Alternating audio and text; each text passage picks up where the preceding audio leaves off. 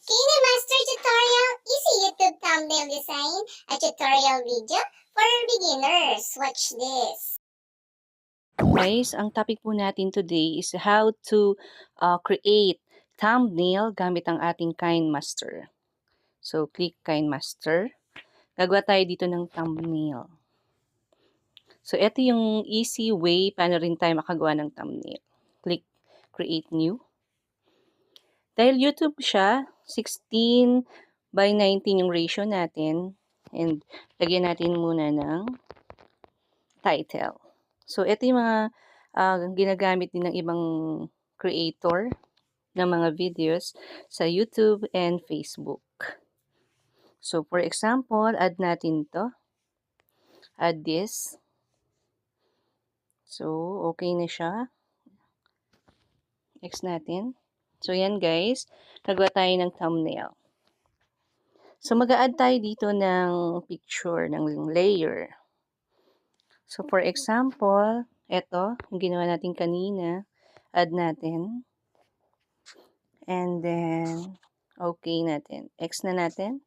Ayan, nag-appear na. Ayan si Erling TV. So, guys, yan. Or here. O, mas maganda dito. And then, mag-a-add tayo ng title. For example, how to edit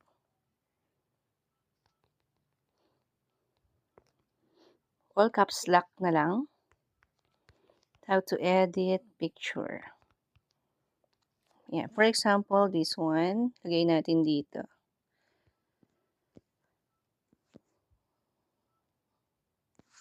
Yan. And then, make it bold. Or palitan natin siya ng font. Pwede rin. So, pili na lang tayo ng font. Yan, for example, yan. Sampulan lang natin.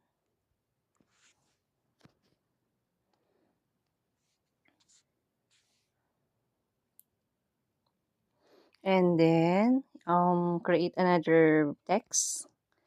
How to edit picture. Let's say, remove background.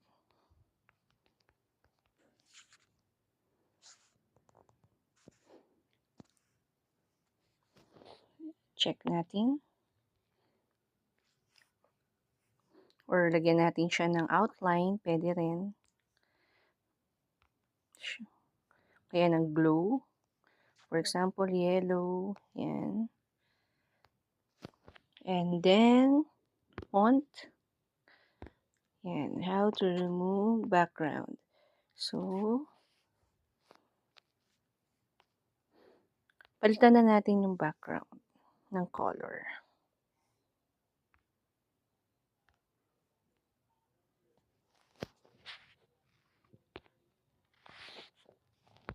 Lagyan natin ng outline. Yan, if black, yan, may outline na. Pwede natin tong i-copy paste na lang. So, dito.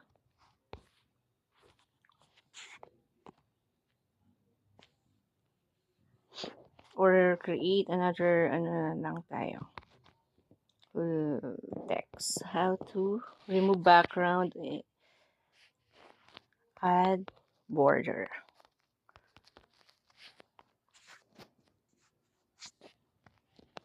Bold. Ayan, lakihan na lang natin. And then outline. Ayan, enable natin to sa block.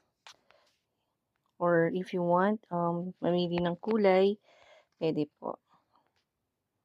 Ito, blue.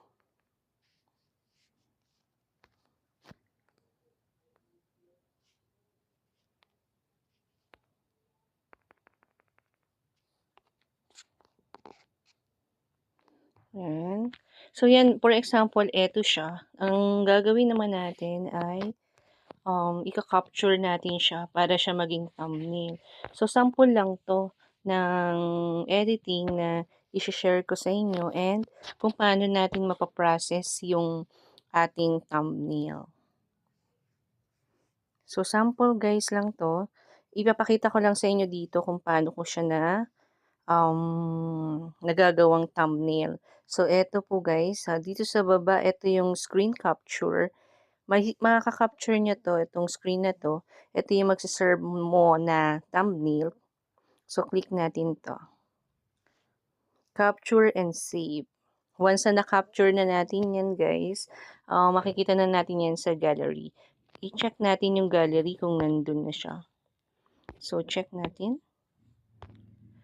So, as you can see guys, ito na yung magiging thumbnail natin. So, ito yung easy way na pwede rin natin gamitin para sa pag-create ng thumbnail aside po sa ibang application na ginagamit natin. So, ito yung ginamit ko, 16:9. Gamit ko to sa aking YouTube account.